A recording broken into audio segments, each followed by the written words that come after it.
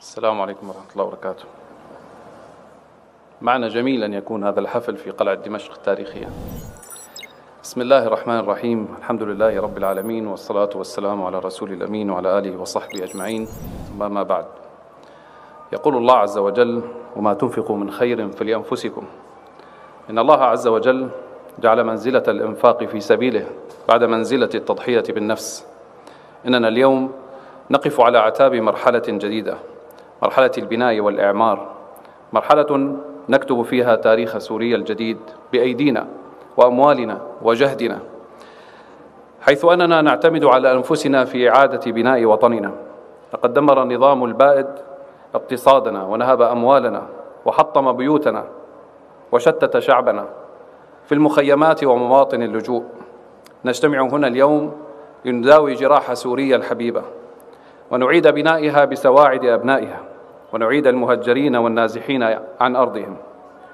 نجتمع هنا اليوم لنعلن عن انطلاق صندوق التنمية السورية الذي ندعوكم من خلاله للإنفاق من كريم أموالكم لنبني ما هدمه النظام البائد، ونحيي الأرض التي أحرقوها ونعيدها خضراء يانعة.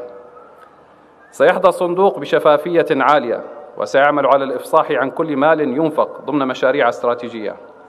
أيها السوريون، لست هنا اليوم لأستجدي الصدقة على سوريا، فإن الشام قد تكفل الله بها وبأهلها، وهي أعز من أن يتصدق عليها. لكنني معكم لأذكر نفسي وإياكم بواجب الوقت، فنحن من يحتاج أن ننال شرف التقديم لبلادنا وأمتنا، ومن يك ذا فضل فيبخل بفضله على قومه يستغنى عنه ويذمم. فإن الإحسان والكرم طريق للحفاظ على المكانة والشرف، فإن الله عز وجل قد قال: لن تنالوا البر حتى تنفقوا مما تحبون، وأن أعظم الإنفاق أن تنفق من عزيز مالك، وإن الله لا ينظر إلى ما قدم عبده من مال، وإنما ينظر إلى ما أبقاه لأهله، فمن يعمل مثقال ذرة خيرا يرى. وتذكروا يا أهل سوريا أننا ما وصلنا إلى ما وصلنا إليه اليوم إلا بفضل تضحيات عظيمة، فمئات الآلاف من الشهداء والمفقودين وصيحات المعذبين والمشردين، فتضحياتهم أمانة في أعناقنا أن نوصل الطريق في بناء أوطاننا. يا أيها الذين آمنوا لا تخونوا الله والرسول وتخونوا أماناتكم وأنتم تعلمون. إن سوريا اليوم تختبر محبتكم وتمنحكم شرف المساهمة في علاج جراحها، وشرف أن تكون جزءا من تاريخ إعادة بنائها.